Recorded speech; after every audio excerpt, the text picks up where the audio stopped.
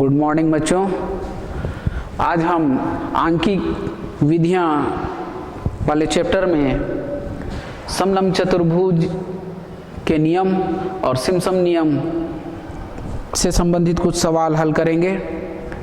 पिछले पीरियड में हमने सिम्पसन नियम से संबंधित कुछ सवाल हल किए थे और उसी सवाल से हम आज फिर शुरुआत करेंगे, जो कि पीछे छूट चुका है। वो सवाल हमारा है, इस सवाल को हमने हल नहीं किया है, तो इस सवाल से पुनः हम आज शुरुआत करते हैं। हमारा सवाल है, एक वक्र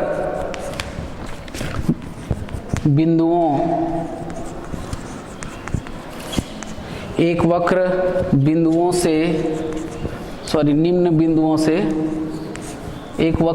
बिंदुओं से गुजरता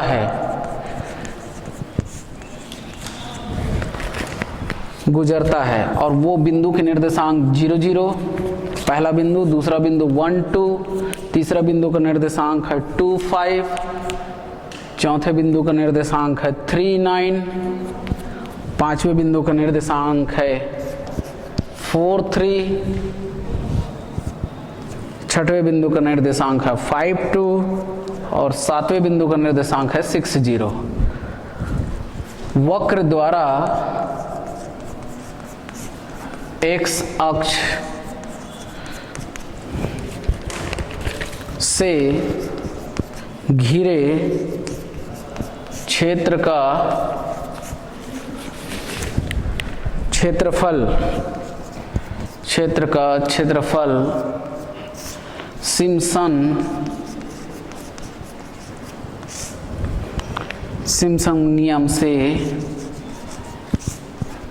नियम से ज्ञात कीजिए।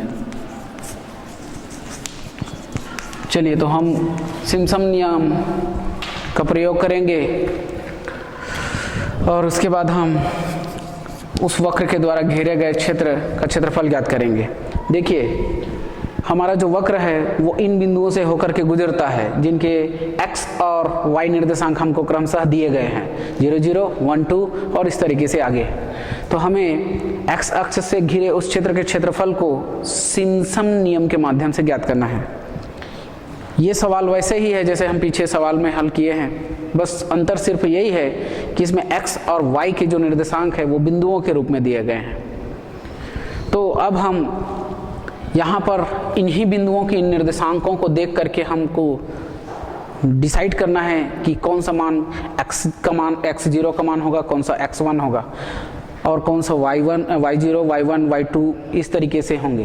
तो इन बिंदुओं के जो निर्देशांक है, ये प्रथम निर्देशांक वो x0 है, यहाँ द्वितीय बिंदु के x निर्देशांक x1 होगा और इस तरीके से क्रमशः आगे बढ़ते जाएगा। ऐसे ही इसके जो निर्देशांक है y निर्देशांक इन बिंदुओं के, वो क्रमशः y0 y1 y2 इस तरीके से आगे क्रमशः y निर्देशांक कहलाएंगे। तो अब हम यहाँ पर लिखेंगे, दिया है वक्र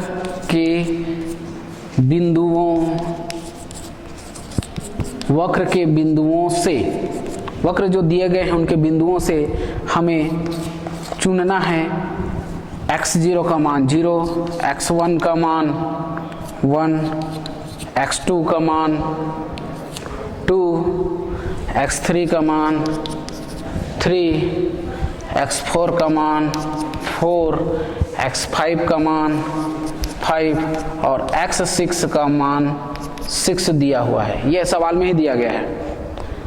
ऐसे ही y बिंदुओं के उन बिंदुओं के y निर्देशांकों को लिखें तो y0 बराबर 0 दिया है, y1 बराबर है 2, y2 बराबर है 5, y3 बराबर 9, y4 बराबर 3, y5 बराबर 2 और y6 का मान हमें दिया गया है 0।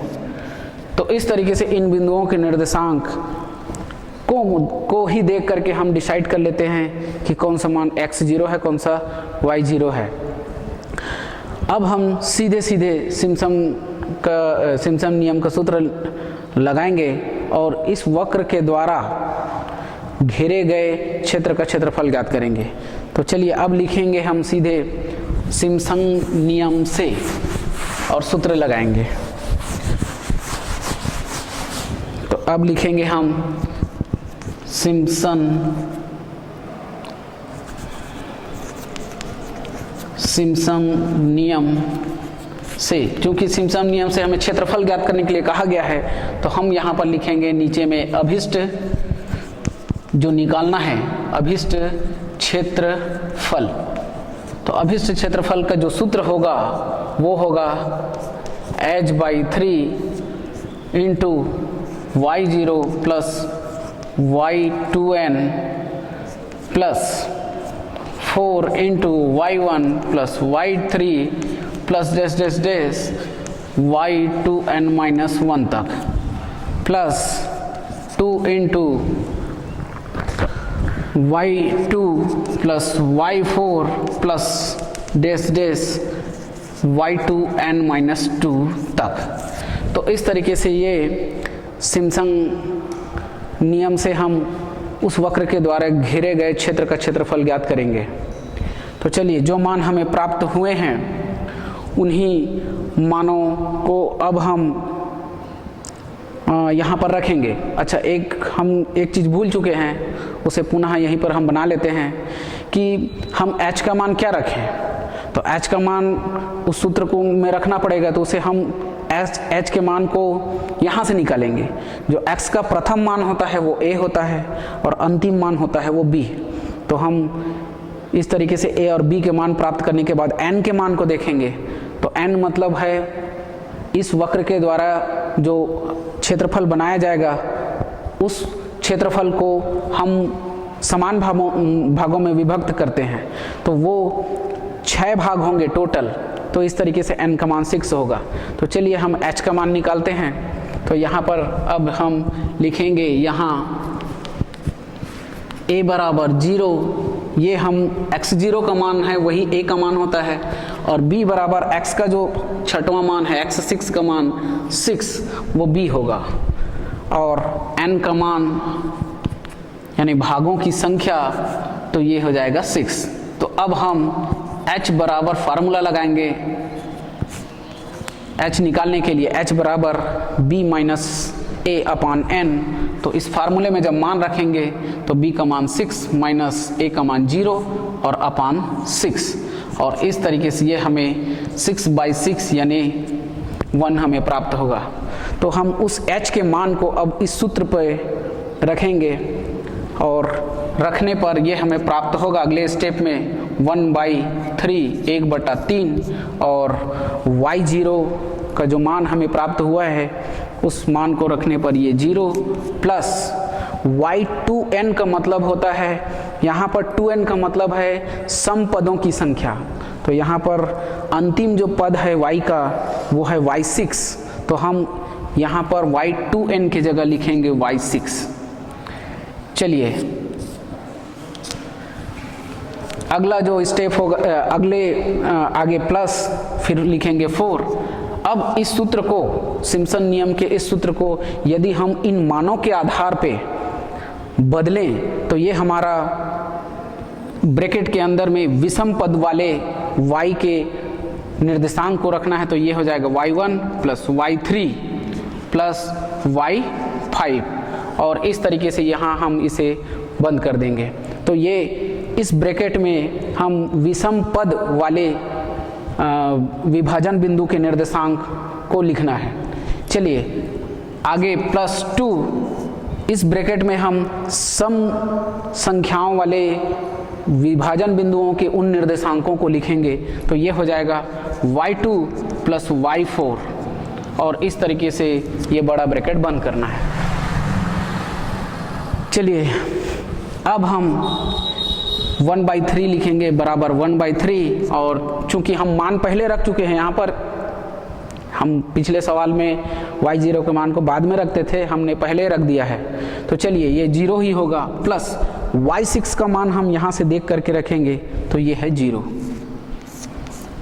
प्लस 4 इंटू y1 का मान हमें प्राप्त है, सवाल में ही दिया है 2, तो इसको लिखेंगे 2 प्लस y3 का मान हमारे पास है 9 प्लस y5 का मान हमारे पास है 2। इस तरीके से 4 into 2 plus 9 plus 2 plus 2 into bracket के अंदर में हम y2 के मान को रखेंगे तो y2 का मान 5 और प्लस y4 का मान हमारे पास है 3।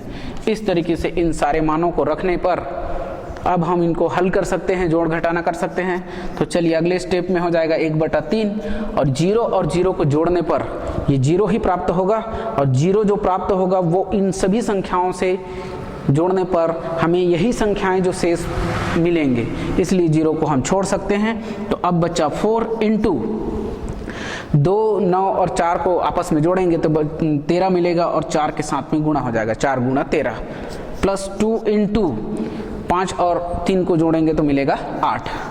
तो इस तरीके से अब हम आगे इन संख्याओं को गुणा करेंगे और अगले स्टेप में हमें मिलेगा 1/3 बड़े ब्रैकेट के अंदर में 4 और 3 को 13 और 4 को गुणा करेंगे तो 13 चौक 52 होता है, प्लस 2 और 8 का गुणा करेंगे तो हो जाएगा 16, 8 दूनी 16। तो इस तरीके से अब 1/3 गुणा यहाँ से इन संख्याओं बड़े ब्रैकेट के अंदर की संख्याओं को जोड़ेंगे तो जो भी मिलेगा वो 1/3 के साथ में गुणा होगा।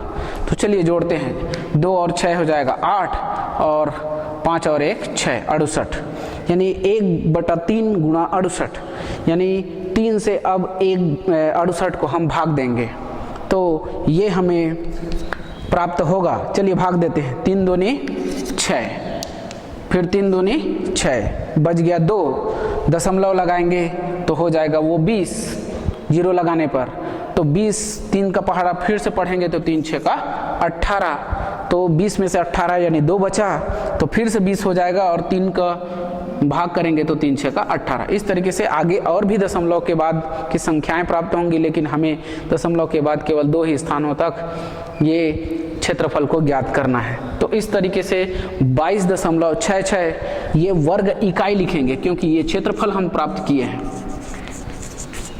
वर्ग इकाई। तो ये उस वक्र के द्वारा घिरे गए क्षेत्र का क्षेत्रफल हमें 22.66 प्राप्त होता है। तो लिखेंगे अंत में, अतः वक्र द्वारा घिरे क्षेत्र का क्षेत्रफल 22.66 वर्ग इकाई होगा। तो इस तरीके से ये हमारा सवाल यहीं पर कंप्लीट होता है। यही हमारा आंसर है जो हमें निकालने के लिए कहा गया था। चलिए आगे हम एक और सवाल लेते हैं, प्रश्नावली का सवाल है और उस प्रश्नावली के सवाल में अब आगे जो अब सवाल ले रहे हैं वो हम उस सवाल को दोनों विधियों से हल करेंगे। एक बार समलंब चतुर्भुजी नियम से हल करके देखेंगे और एक बार हम सिम्पसन नियम से हल करके देखेंगे। देखते हैं कि दोनों का आंसर हमें किस तरीके से प्राप्त होता है। चलिए तो हमारा सवाल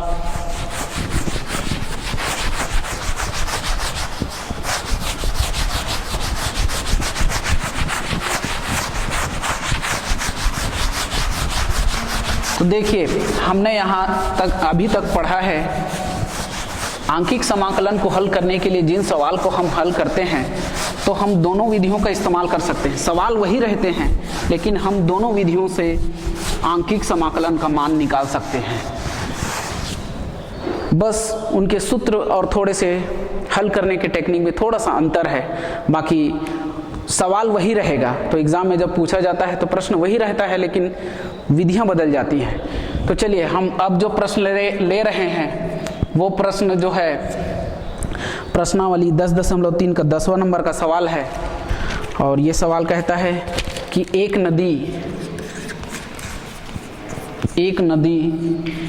60 मीटर चौड़ी है, 60 मीटर चौड़ी है। नदी के किनारे से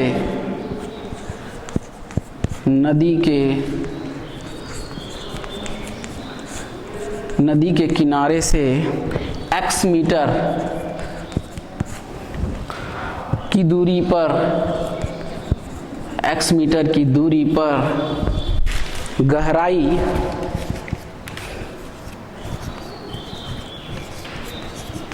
जिसे d अक्षर से दर्शाया गया है गहराई को, वो भी मीटर में होगा। d मीटर में निम्न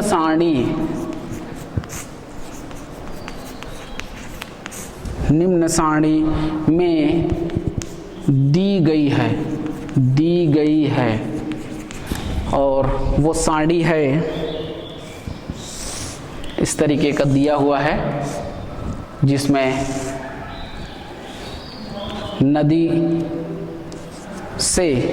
के किनारे से जो दूरियां हैं उसको x अक्षर से दर्शाया जाएगा और जो दूरियों पर जो गहराई है नदी की उसको d अक्षर से दर्शाएंगे।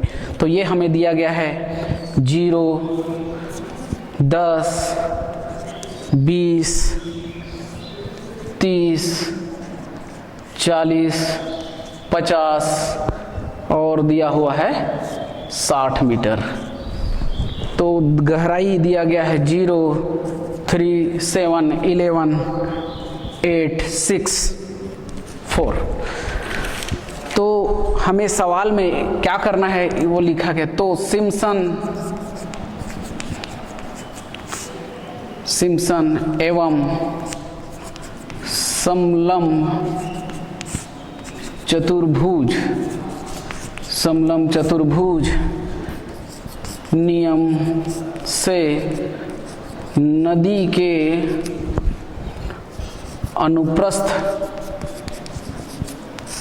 अनुप्रस्थ काट का क्षेत्रफल ज्ञात कीजिए। हम दोनों विधियों का इस्तेमाल करके नदी के अनुप्रस्थ काट का क्षेत्रफल ज्ञात करेंगे। चलिए, सबसे शुरू में हम लोग सिम्पसन विधि का इस्तेमाल करते हैं। पहला नंबर लिख लेंगे सिम्पसन नियम। हम सिम्पसन नियम के माध्यम से इस सवाल को पहले हल करेंगे और अनुप्रस्थ काट का क्षेत्रफल ज्ञात करेंगे।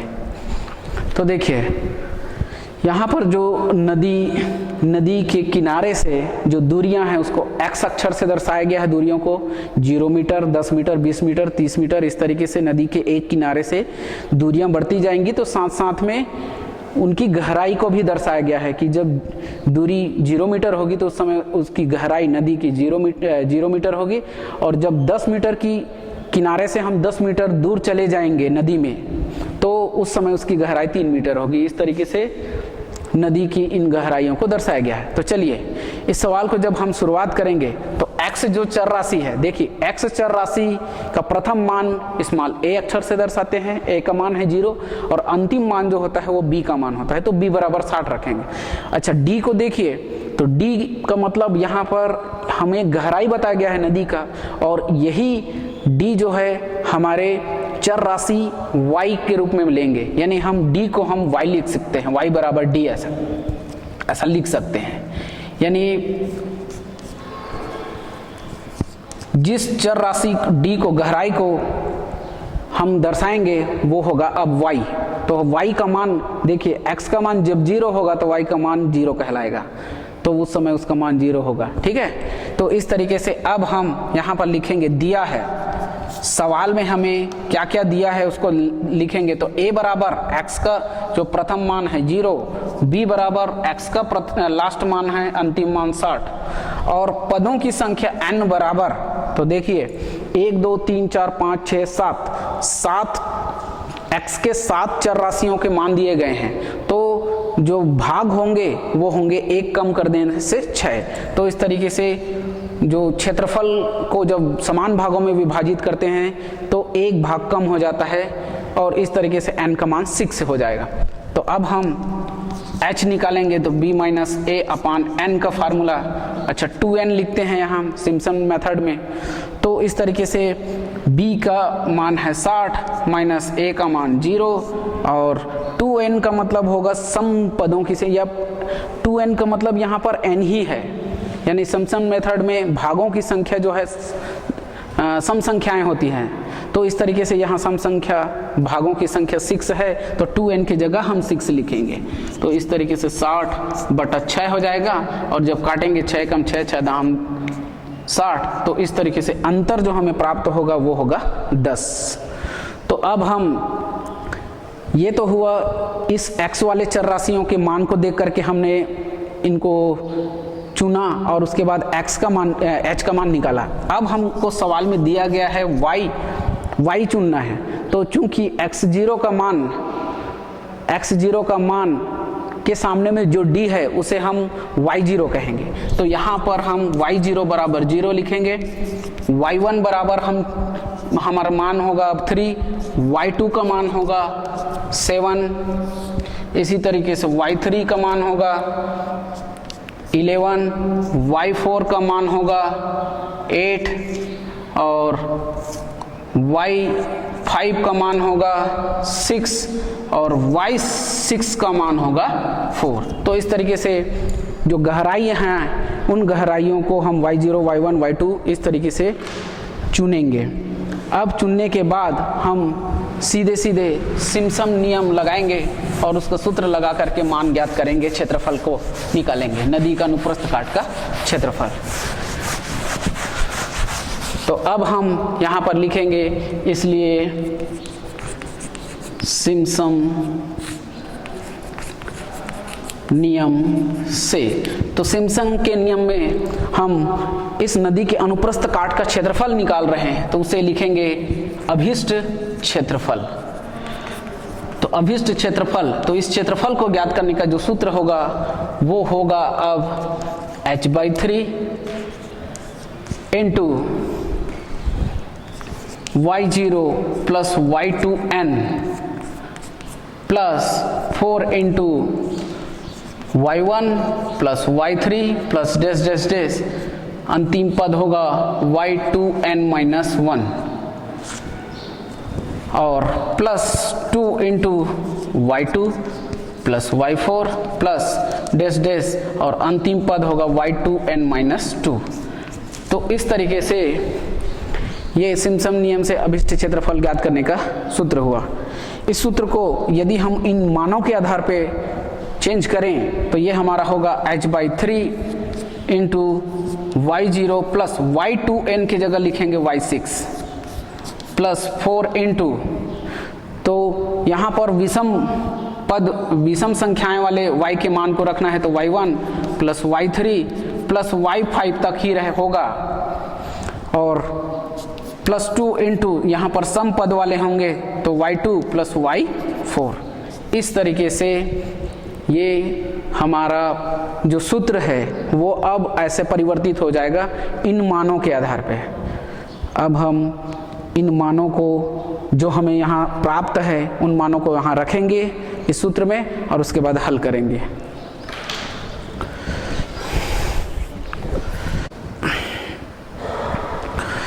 अब हमें जो मान प्राप्त है उन मानों को इस सूत्र में रखने पर हमें प्राप्त होगा h का मान हमारे पास 10 निकाले हैं तो 10/3 हो जाएगा। फिर इंटू बड़े ब्रैकेट के अंदर में y0 का मान रखना है तो y0 का मान हमें प्राप्त है 0, तो हम यहाँ पर रखेंगे 0 प्लस y6, तो y6 का मान हमारे पास है 4, तो इस रखेंगे यहाँ पर 4। तो इस तरीके से रखने के बाद प्लस फिर 4 इंटू y1 का मान, तो y1 का मान हमारे पास है 3 और इसी तरीके से हमको y3 का मान रखना है तो y1 का मान 3 और y3 का मान है 11, तो यहाँ रखेंगे 3 प्लस 11 प्लस y5 का मान रखना है तो y5 का मान है 6, इस तरीके से प्लस 2 इंटू y2 का मान, तो y2 का मान हमारे पास है 7 और y4 का मान रखना है 8, तो इस तरीके से यहाँ ब्रैकेट के अंदर में 7 प्लस 8 हो जाएगा। और अब इन मानों को रखने के बाद अब हम गणना करेंगे, तो गणना कैसे कर सकते हैं, देखिए 10/3 ये कटेगा नहीं इसलिए ज्यों का त्यों लिख देते हैं। अब हम 0 इस ब्रैकेट में 0 और 4 को आपस में जोड़ेंगे तो ये हमें मिलेगा 4 प्लस यहाँ पर 4 इंटू जो भी हमें ब्रैकेट के अंदर प्राप्त होगा उनका गुणा करेंगे 4 से ला करके, तो जोड़ेंगे इस ब्रैकेट के अंदर की संख्याओं को, तो 11 और 6 17 और 17 और 3 होता है 20। तो इस तरीके से 20 प्लस 2 इंटू उस ब्रैकेट में 7 और 8 को जोड़ेंगे और उसके बाद 2 से गुणा कर देंगे, तो 7 8 होगा 15। इस तरीके से अब हम आगे हल करेंगे।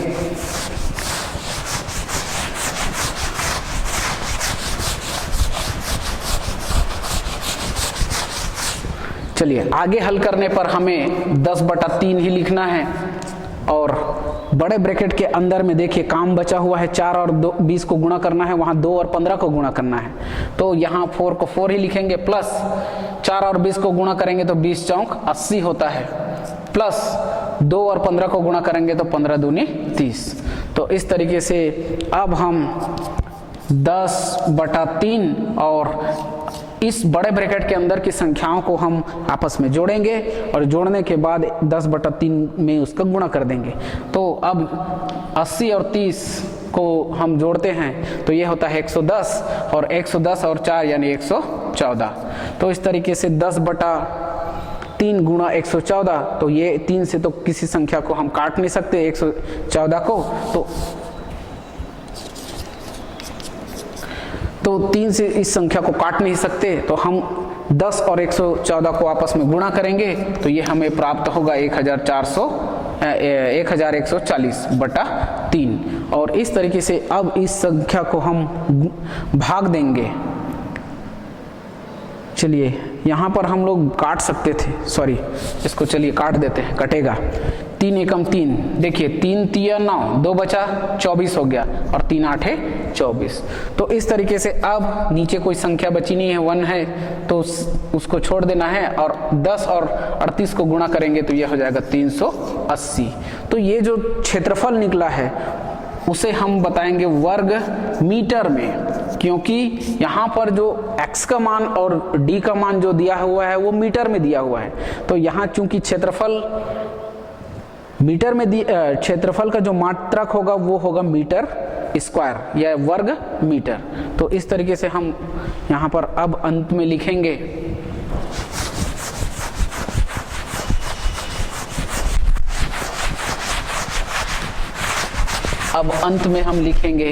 अतः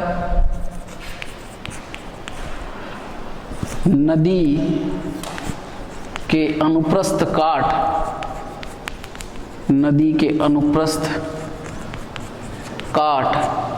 का क्षेत्रफल 380 वर्ग मीटर होगा।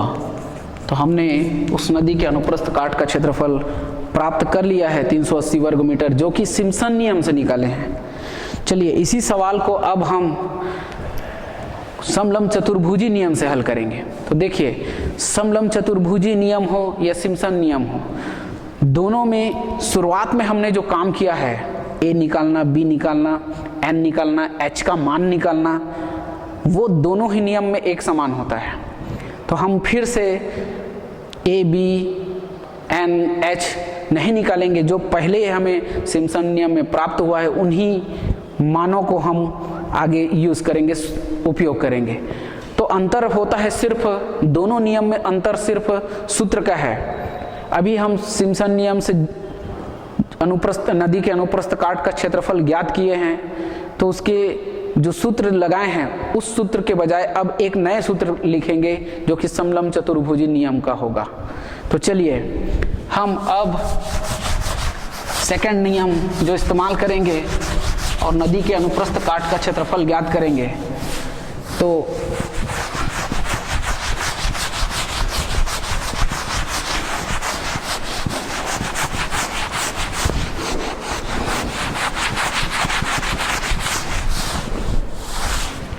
तो सेकंड नंबर का जो नियम है वो होगा समलंब चतुर्भुजीय नियम। समलंब चतुर्भुजी नियम समलंब चतुर्भुजी नियम से हम नदी के अनुप्रस्थ काट का क्षेत्रफल ज्ञात करेंगे। तो हम यहाँ पर डायरेक्ट उसका सूत्र लगाएंगे, क्योंकि बाकी जो मान है वो तो हमें जैसे सिम्पसन नियम में है वही यहाँ भी प्राप्त होगा। तो अब लिखेंगे, इसलिए समलंब चतुर्भुजीय नियम से। तो अब हम सूत्र लगाएंगे, क्या निकालना है हमें? अभिष्ट क्षेत्रफल, यानी नदी के अनुप्रस्थ काट का क्षेत्रफल ज्ञात करना है समलंब चतुर्भुजी नियम से। तो उसका सूत्र होता है h/2 into y0 plus yn plus 2 into, चलिए उसका जो सूत्र है 2 into y1 y2 y3 y1 plus y2 plus y3 plus dash dash dash, और ये अंतिम पद होगा yn-1 तक। तो इस तरीके से अब हम इस सूत्र को लगाने के बाद हमारे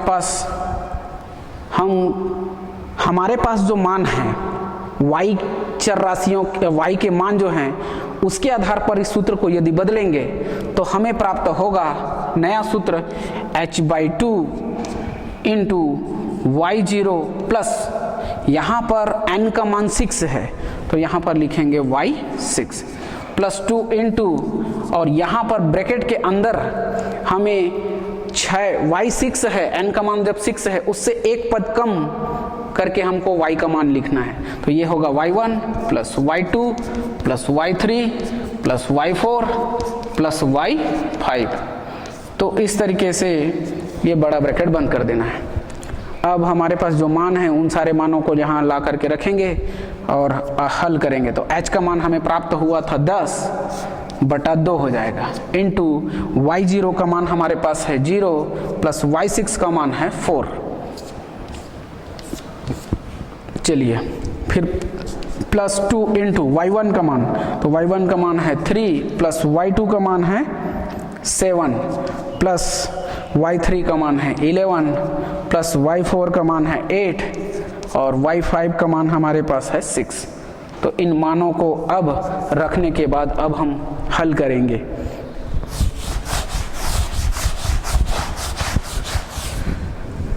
चलिए हल करने पर देखते हैं हम अगले स्टेप में क्या कर सकते हैं। यहाँ 10 और 2 को आपस में काट सकते हैं, तो 2 एकम 2, 2 पंच 6, 10। तो अब अगले स्टेप में बचेगा 5 इंटू बड़ा ब्रैकेट के अंदर में अब क्या बचेगा, देखिए क्या कर सकते हैं, इन 0 और 4 को आपस में जोड़ सकते हैं। तो 0 और 4 को जोड़ेंगे तो होगा 4 प्लस 2 गुणा, यहाँ पर छोटे ब्रैकेट के अंदर की संख्याओं को आपस में जोड़ना है। तो देखिए 8 और 6 और 8 14, 14 और 1 15,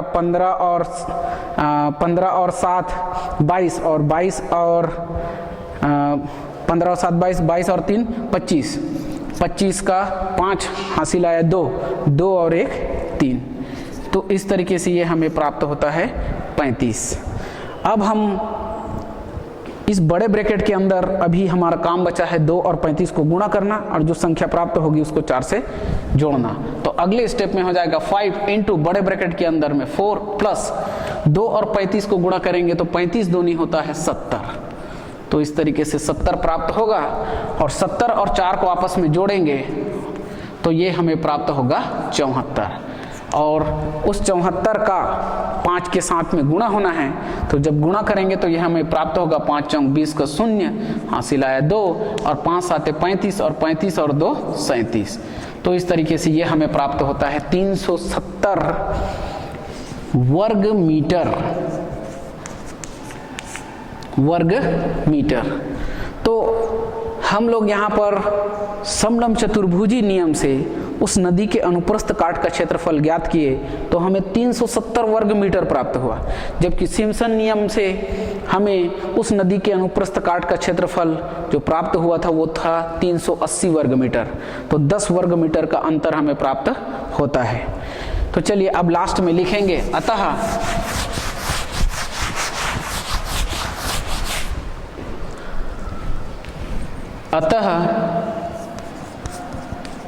नदी के अतः नदी के अनुप्रस्थ काठ का क्षेत्रफल 370 वर्ग मीटर होगा। तो इस तरीके से हम यहाँ पर सवाल एक ही है लेकिन उसको दो विधियों से हल किए और दोनों में नदी के अनुप्रस्थ काट का क्षेत्रफल थोड़ा थोड़ा अंतर हमें प्राप्त होता है। तो यहाँ के सवाल को जब वार्षिक परीक्षा में पूछा जाता है तो इसी तरीके के सवाल होते हैं। सवाल एक होता है लेकिन उसको पूछने के जो तरीके होते हैं वो दो अलग अलग नियम से पूछा जा सकता है। तो कोई भी सवाल हम सिम्पसन नियम से भी उसको हल करके देखें और समलम चतुर्भुजी नियम से भी उसी सवाल को हम हल करके देख सकते हैं। चलिए, इसी के साथ ये हमारा चैप्टर यहीं पर ख़त्म होता है। बहुत बहुत धन्यवाद।